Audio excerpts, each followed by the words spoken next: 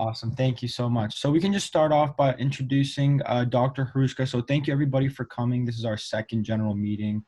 We have a very special guest if you guys haven't seen so far. So Dr. Hruschka is gonna come. He's talking to us today about pretty much global health disparities and things like that. And Dr. Hruschka, if you want to introduce yourself and begin, I think we can do that. Yeah, thank you. Well, thank you for the invitation. It's so exciting to be here and to see so many of you here. I can't wait to have some good conversations about this topic. When Jonathan reached out to ask me to give a talk about health disparities, it was a real challenge because in our lab, we do lots of different work on health disparities. One of the topics we work on is how ethnic discrimination in different countries around the world affect health. And I know I saw a few names. I think I saw Natasha's name. She's working in the lab with us on that project. And I'm happy to answer any questions you might have about that offline. But today I'm going to focus on another area of research our lab has been working on, which is we know a lot about health disparities internationally, such as if you look at sub-Saharan African countries, many of them, a mother is 200 times more likely to die during childbirth than in the United States. You have about the same multiplier for infant mortality. So in many sub-Saharan African countries, infant is 200 times more likely to die than in the United States. And so these are huge health disparities that exist because of wealth differentials and political conflict differentials and social access to resources such as education. But there's another area where actually public health can create its own disparities by using metrics that it assumes can be applied equally across all populations and ultimately confuses equality with equity. Does anyone know the difference between equality and equity? Would anyone like to tell me what they think the difference between those two concepts are? Equality is treating everyone with the same way, and equity is trying to give people to be trying to help somebody to be at the same level as somebody else. Exactly. So one is assuming you use the same equal metric for everyone, and the other is that you actually apply flexible standards to make sure everyone's needs are met. And what can happen is in public health, we oftentimes focus on single metrics. It's easier to use those. But that ends up leading to equal but unequitable outcomes. And I'm going to focus specifically on how we use height and weight as a measure of health, and how by applying a single standard across the world, we sometimes can miss cases of undernutrition. So the key points of today's talk are, first of all, we use height, weight, heft, and width of bodies for almost all populations to understand deprivation and health. The problem is that what counts as healthy growth can vary across populations. And so when we try to apply universal cutoffs for healthy growth, whether that's body mass index for adults or stunting for children, this can really underestimate health risks in specific world regions. And I'll describe briefly some ways that we can come up with population-sensitive benchmarks and models that can provide more equitable and comparable measures of health across populations. And I use these two pictures here to demonstrate, these are two men who have very different body forms. And if we tried to use heft and weight and height in a single metric there, we would definitely be missing the point that humans can be healthy in many different ways. So one of the ways we're most familiar with, probably, everyone here knows body mass index. It's your weight divided by your height squared. And we probably all are aware of the cutoffs of if you have a BMI greater than 25, the WHO would count you as overweight. If you have a BMI over 30, the WHO would count you as obese.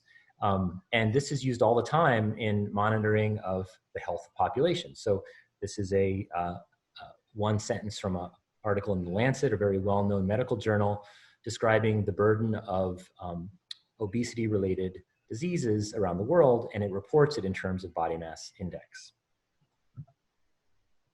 For children, public health researchers will use height and weight for height. to assess when populations are unhealthy. And the way they do this, if you can see, can you see my cursor? Yep. This is this is what the ideal distribution of heights for age that the WHO generated in the 1990s and 2000s based on 6 countries around the world. They studied six countries: Oman, Ghana, United States, Norway, India, and there was one other I can't forget, I can't remember,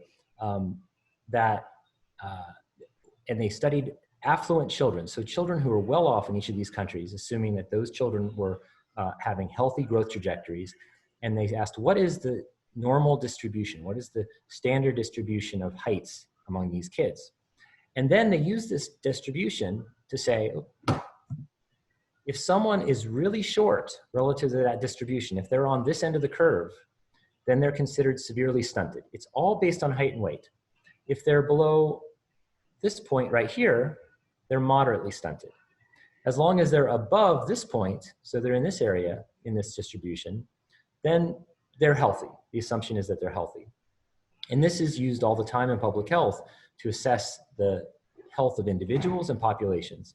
In fact, in 2016, the head of the World Bank, who at the time was a medical anthropologist and a doctor, he set the World Bank on a course to actually publicly shame countries that failed to prevent stunting in children. What that meant is failed to prevent children being too short, right? Because that is the definition of stunting. Another outcome that public health folks work on, use all the time, is wasting, which is similar to height for age stunting, but now it's weight for height. And here they look at what should be the distribution of kids' weights for a given height. And the reason they care about this is if you look at this graph right here, the overall ratio of, the odds ratio of overall mortality is much higher for children whose weight for height z-score is very low. So those children whose weight for height z-score is below -3 standard deviations is what they call it, are 8 times more likely to die in childhood than a child who is normal weight for height. And this picture right here is of a nurse midwife in England in the 1950s measuring a child. She is not torturing the child. She is just measuring the child to try to figure out if this child is growing enough and is at risk for bad health outcomes or mortality. So these are 3 different ways that public health researchers use height and weight to assess the health of populations and individuals. Why do you think they're interested in using these? I mean, these are just our height and weight, right? There's no reason why these should necessarily be, they should necessarily tell us something about a population's health. So why do they use these?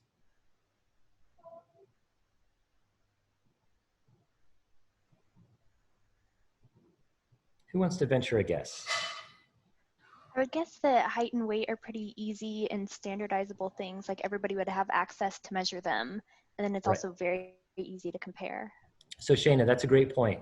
They're very easy to measure, right? So first criteria is they're easy. What are other reasons why public health researchers and policymakers would want to use these?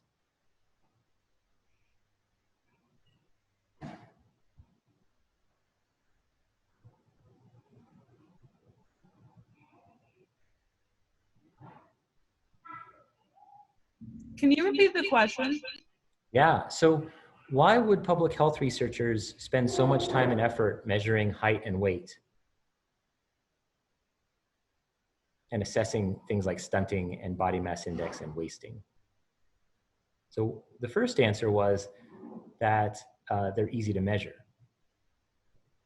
Do those measurements, do they like give the most information about someone's health? That's also very easy to measure, kind of like what Shayna said. So they're risk factors, right? So they're easy to measure. They're also risk factors in the sense that they tell us something about the risk that an infant might have for early mortality or an adult might have for developing diabetes or heart disease, right? So they're risk factors. There's one other reason why public health folks really like using height for weight. So One is it's a risk factor. One is it's easy to use.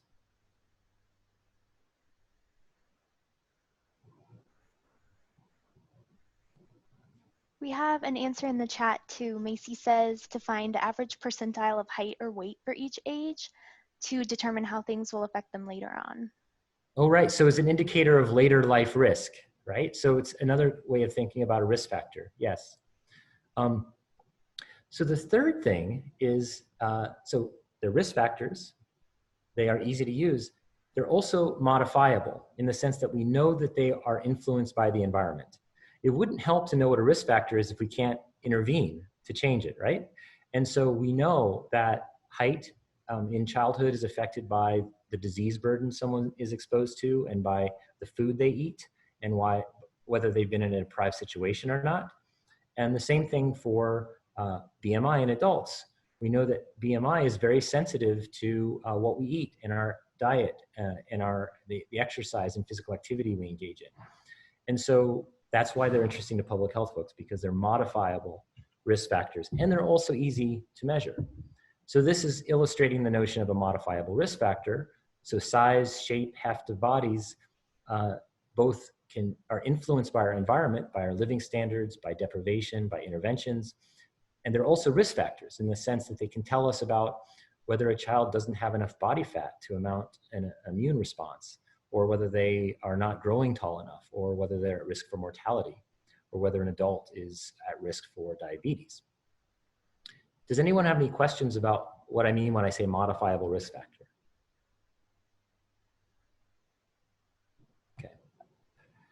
So because these are so popular in public health, the WHO has set standards for what counts as a healthy BMI, or what counts as a healthy height for age score, or what counts as a healthy weight for height score. And for obesity and overweight, we know that it's cutoff of 25. Anything greater than that is considered overweight. Anything greater than 30 is considered obese.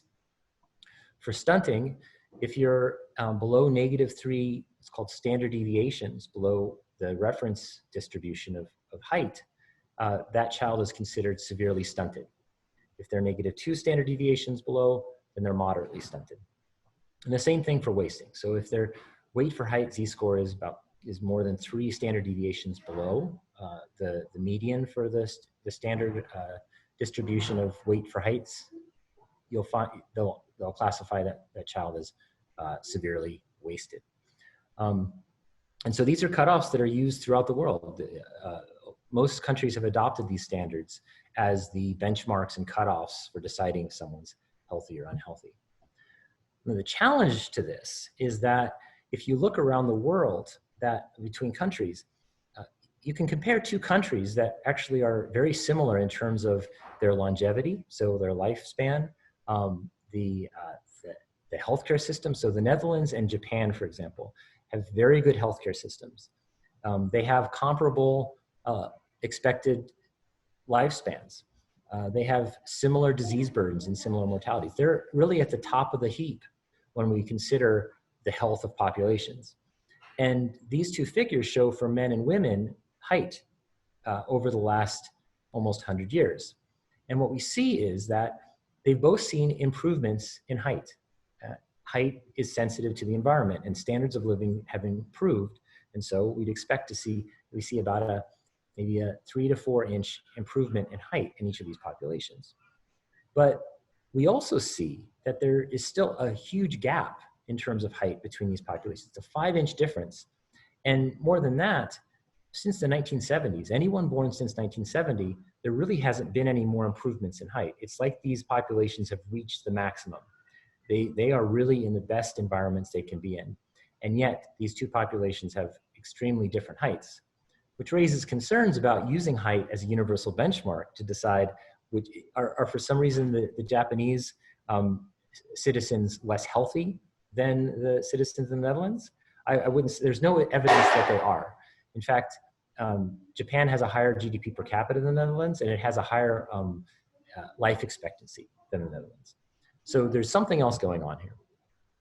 And the dangers of not accounting for these differences is that, let's suppose we have 2 children.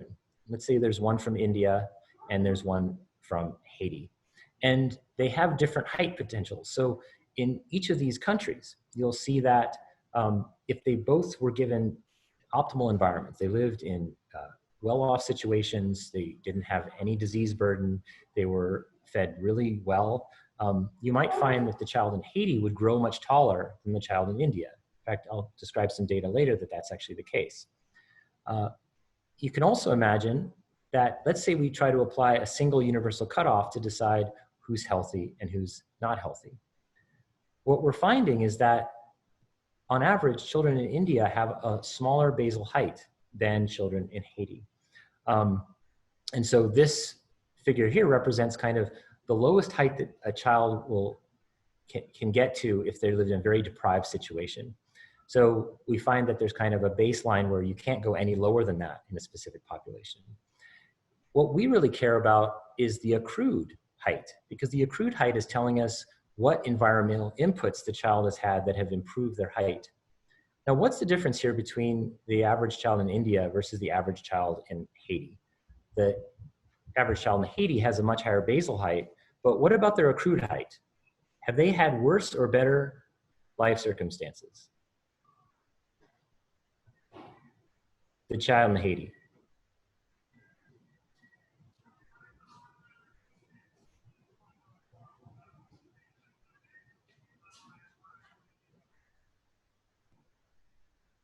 Who would like to venture a guess? I don't bite.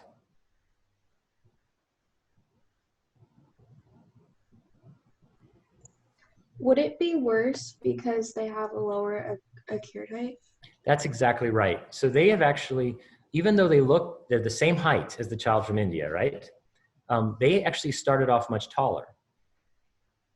They're actually very tall, but we would say unhealthy in the sense that, so using the WHO standards, they've surpassed the stunting cutoff, so they're higher than that. But they already started there even before, even when they were in the lowest situation possible, and they've only accrued a little bit of height. This child probably could grow much taller if they wanted to, if they were given the opportunity, but they weren't given the opportunity. And here's an example of why using a single cutoff can make two children look equally healthy and in equally similar circumstances, even though one is much worse off than the other. And I just wanted to show you how this might impact global health priorities. So here I have, here I have the percent of children who are estimated to be severely stunted in Haiti, India, and Guatemala. Let's focus on that. I've also given the mean height for HD score, but let's focus on the severely stunted proportion in the population. Which country looks like it's doing better off right now, based on the percent who are severely stunted?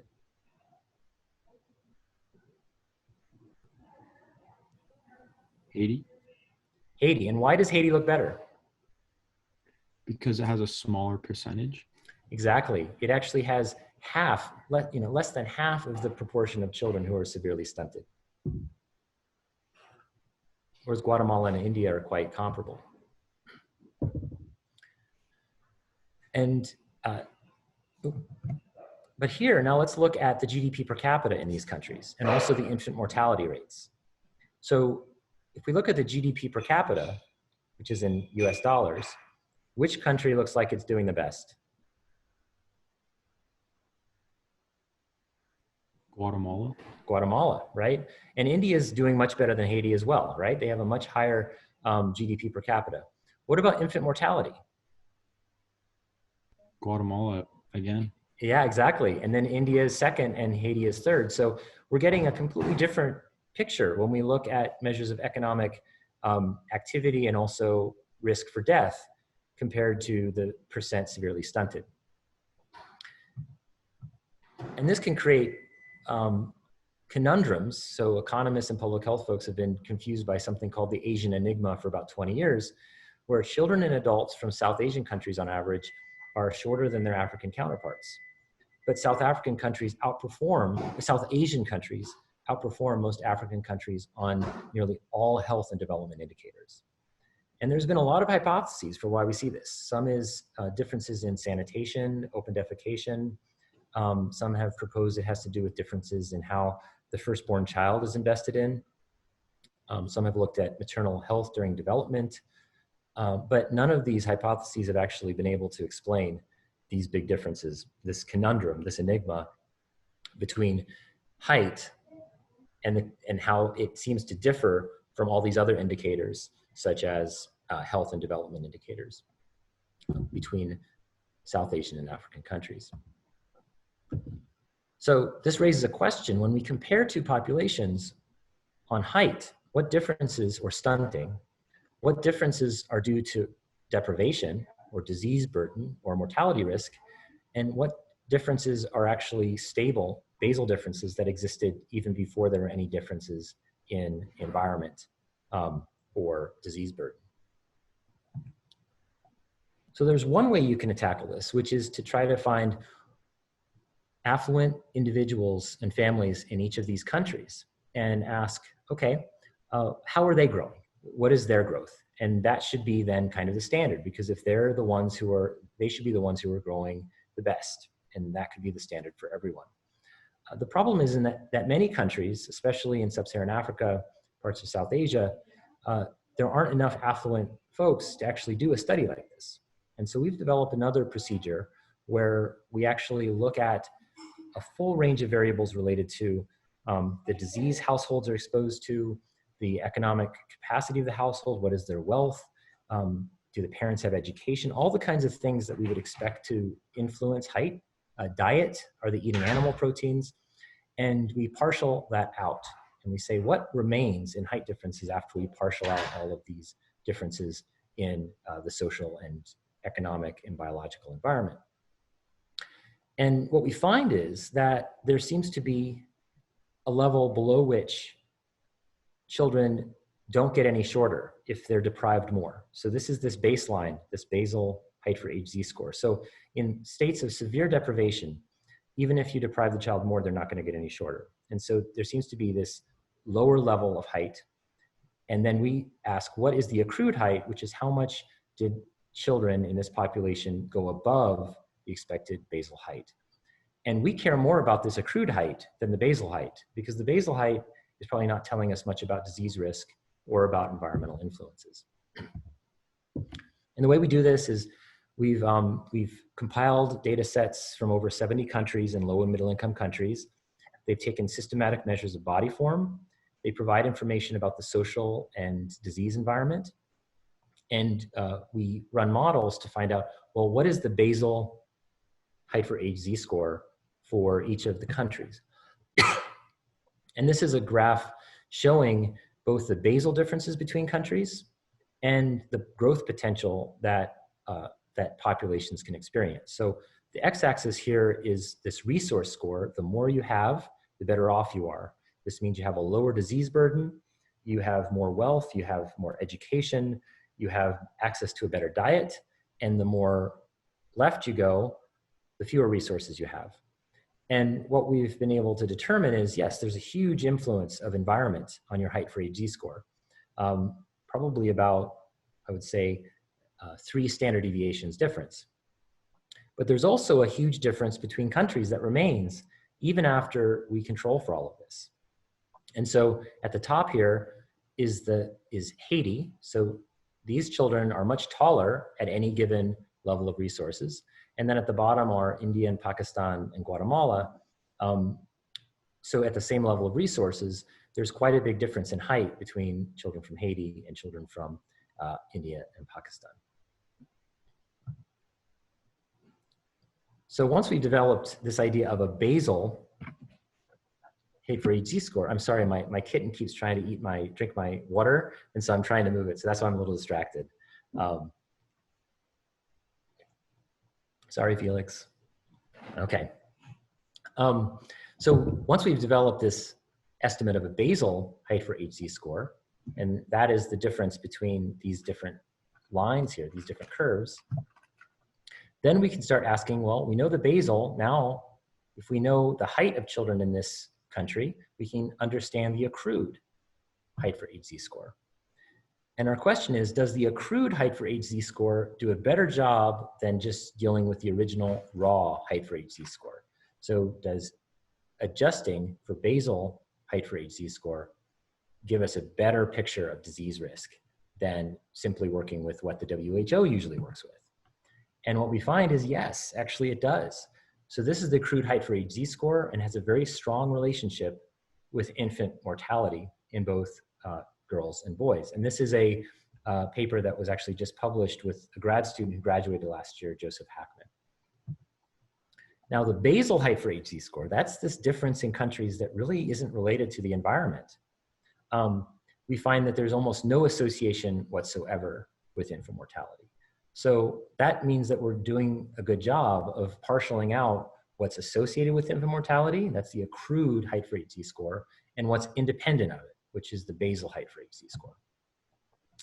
And this accrued height for age Z-score, that's the orange bar, does a better job of accounting for infant mortality than basal height for age Z-score, but it also does a better job than just working with the raw height for age Z-score that you would normally work with before adjusting for basal levels.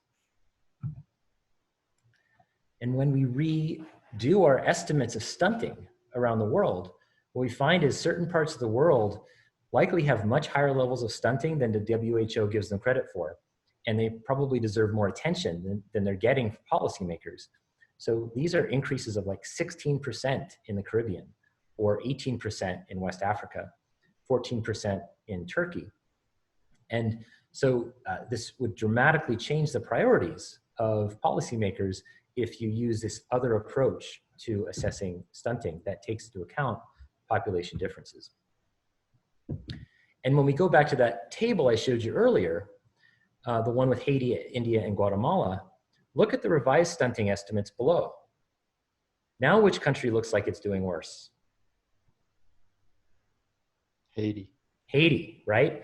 And it's much more consistent now with what we know about economic production in the countries and also disease risk in the countries. And so these seem to help us do a better job of estimating the risk in countries. So what we're finding here is that certain populations are tall but unhealthy. They look like they're healthy based on universal growth standards that are applied equally to everyone. But in fact, they're probably living in quite deprived situations. And Haiti is one example of that. So I think the take-home messages from this are there are big differences in how healthy bodies are built. And the measures of body form, like body mass index, height for age Z-scores, weight for height Z-scores, they confound differences in health with differences in basal levels with environmental inputs. And by confounding those, it can really confuse our comparisons across countries. It might be okay within countries. So the picture from Japan we showed earlier is improvement over time. That shows improvement. It's legitimate to compare within countries, but between countries can be quite challenging. And ignoring these population differences can severely bias estimates of stunting and undernutrition. And I just showed you how it could change policy priorities in terms of which country deserves the most help. And so I think the final take-home message is we need more systematic global data about the magnitude and the origins of these differences in body form to get a better idea of how to use height and weight as measures of health around the world. And the last thing I wanted to raise is kind of a sticky conundrum, which is, what do we do about standards? So public health relies on standards. There are several reasons why we want to use standards. One is it's simpler to communicate those to providers and to patients. There has been some movement on using BMI cutoffs that are different by country. So Japan has a different cutoff for BMI and obesity. But for child growth, there's almost no work whatsoever on creating child standards that are population sensitive, that are sensitive to healthy growth trajectories and the differences in those across countries. So there's this tension between simplicity, which is to have a single standard, and accuracy. And I'm curious about your thoughts on that. Ultimately, these indirect measures of accrued has, I just described, show some promise, but we need a lot more validation of the measures, looking at how they compare to environmental inputs and deprivation, and also disease risk. So you told me to take 35 minutes. How long did I take? That was pretty perfect on the dot. So. Okay, awesome, good. Now we have some time for questions, hopefully. Okay, great. So I have a quick question. This is just kind of the first thing that came to my head, Dr. Hruschka, but can you apply this this type of system where you study things based on like accrued levels? Can you do that for factors other than height and weight? Hmm. So are you thinking about other types of measures we might be using? Yeah, so like some other measures that could like be risk factors. For example, Yeah. maybe some more like complex ones that are a little bit different than height and weight. I'm not sure, but Yeah. So we just did a paper recently on hemoglobin, right? And hemoglobin is a measure that's used to assess anemia in adults and children. And it does seem there's also quite a bit of variation in populations in what is a healthy hemoglobin level. And we probably need to have different cutoffs for that as well. Is that kind of what you were thinking about? yeah. So like other factors like that, or it could be maybe yeah, so pretty much like I can't really think of any examples on the top of my head because they're a little bit more complex, but I was just wondering if this could be applied to more, bigger things like that. Yeah, my bet is that any biological measure we use to assess health and we have a cutoff for it, like you might have gone to the doctor and they will have a cutoff for all the different biological assays they did and they say it's in the normal range. My bet is that there's enough biological variation in humans that is not related to health. It's just biological variation that exists. That in the end, we'll probably have to come up with population sensitive cutoffs for a lot of those things that you might see on a doctor's chart. Problem is, most of these have never been vetted very much in, let's say, sub-Saharan Africa or other parts of the world. And so we just don't know whether they're effective yet.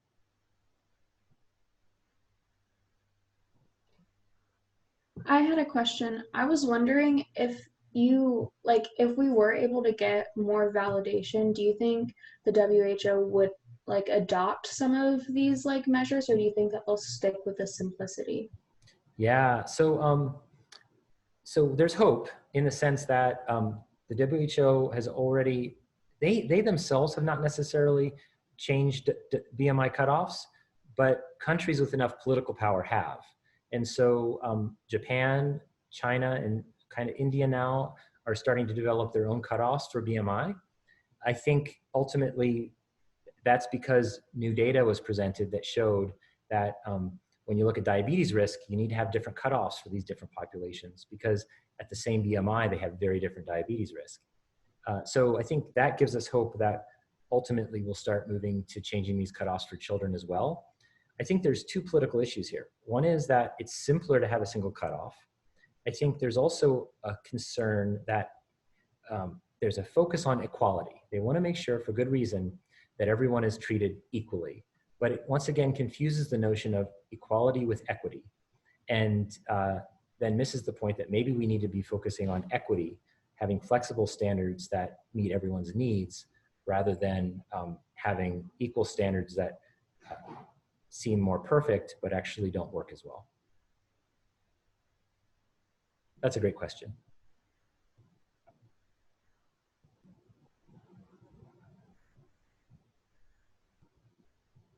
Any other questions?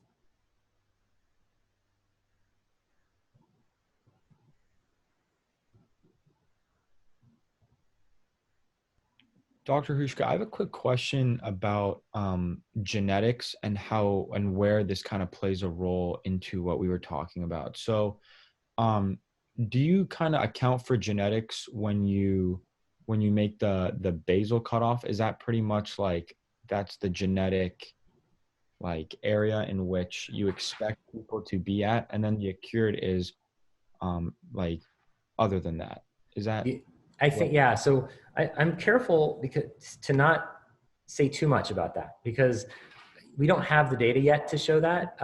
We do know that height has a very strong genetic component. In the paper I sent to you to send out to folks, there's a description that in recent genetic studies, they can pretty much predict someone's height within 2 to 3 centimeters, their adult height. And so genetics plays a huge role in height. And so I would not be surprised if these basal differences that we see here are probably due in some part to genetics. But the data is still out on that. We've got to do more, we've got to figure out what's going on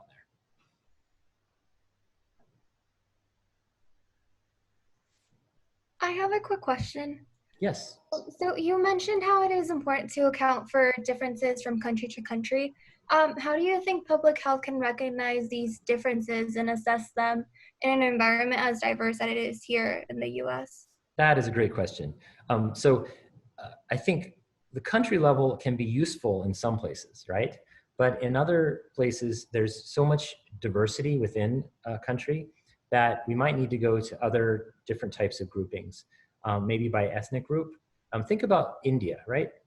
India is a massive country of over 1 billion people, and it has individuals coming from at least 5 different, totally different linguistic families. There's massive population variation in India. I think it would be wrong to say there's an Indian cutoff because there's so much cultural and biological diversity even in that country. I think the same thing's true of the United States. And so in the end, I don't have the answer for you because I think we need to do a lot more work on what are the best ways to decide what a population is.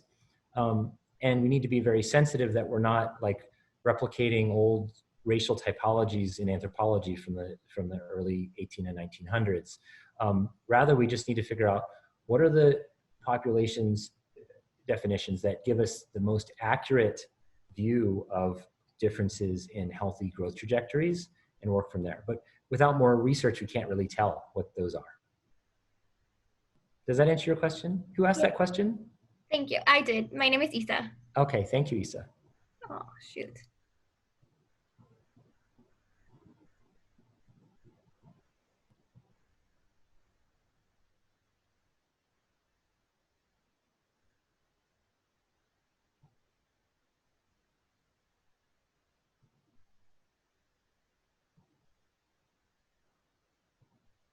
Does anybody have any more questions for Dr. Hruschka?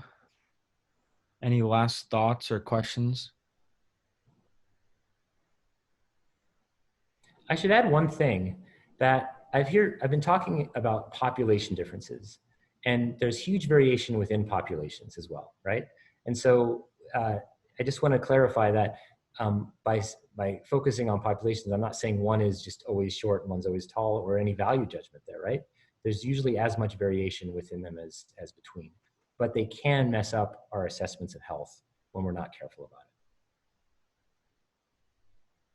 it. So do you have to be careful then, Dr. Hruschka, when you let's say you look at a country that's very open, like for immigration and things like that. So you kind of have to take into account the fact that you might not just have Americans in the United States, but a bunch of other different, cultures and backgrounds and things like that. So at what point then do you have to kind of start thinking about, other factors that may include kind of socioeconomics or something like that, where it's not based on really the environment. You know what I mean? Oh, right. Now, when I hear about socioeconomics, I think that's part of the environment, right? That's an environmental influence. But you're right that when we live in a multicultural society like the United States, we have people coming from all over the world.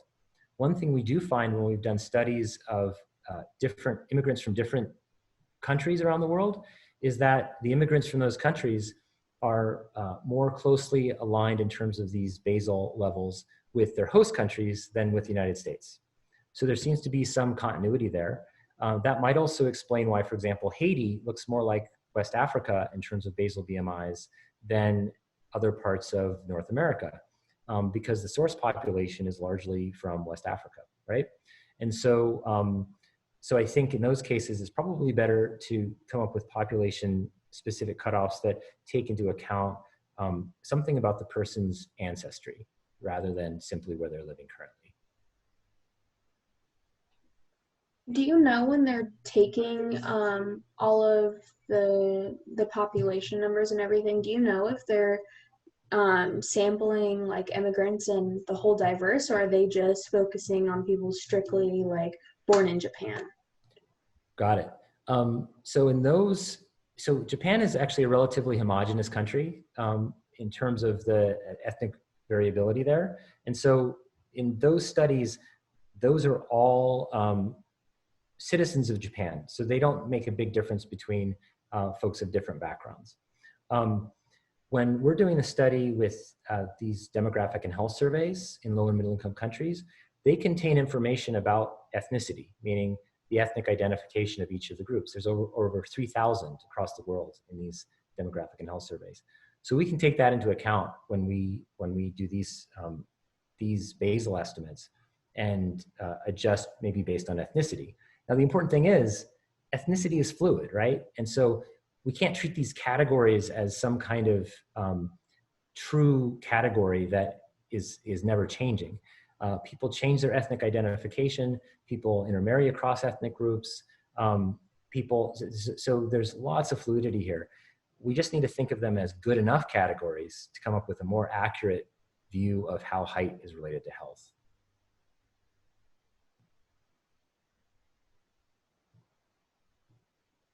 I've got another question for you, Dr. Hruschka. Yeah. I've been trying to find a good way to word this. So how relevant or significant of a factor do you think having accurate standards and cutoffs is for a population? Because my idea is that, you know, in countries that don't have the same socioeconomic standards that maybe like the US or Japan does, and they don't have the political power to advocate for themselves, they're going to be left behind a little bit in those standards because they're focusing on getting up to that basal level of just health. Yeah, so you've hit the nail on the head in terms of how to get this done. Is that most countries that have gotten this done have the political and the scientific resources to do this, right? And in our lab, we're trying to find ways to create cutoffs that work for countries that are low income, to make sure that they also have these cutoffs if they need them, right? So for example, Ethiopia is a great example. Ethiopia is showing massive economic growth in the last 10 years.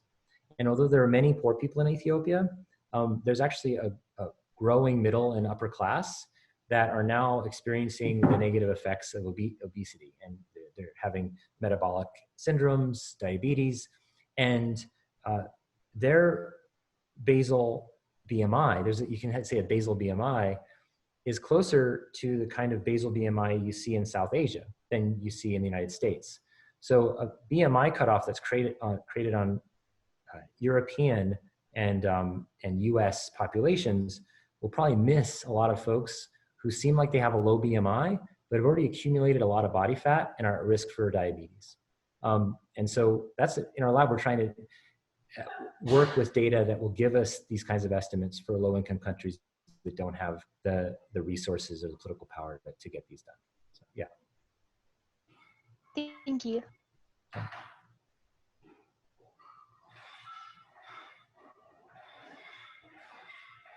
These are all great questions.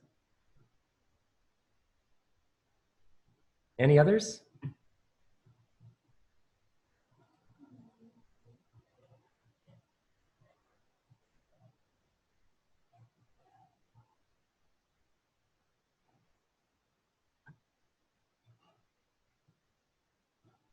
If we don't have any questions, I guess we can just wrap it up then, Dr. Hruschka. Yeah, well, thank you so much for the invitation. I appreciate it. And thank you for the good questions.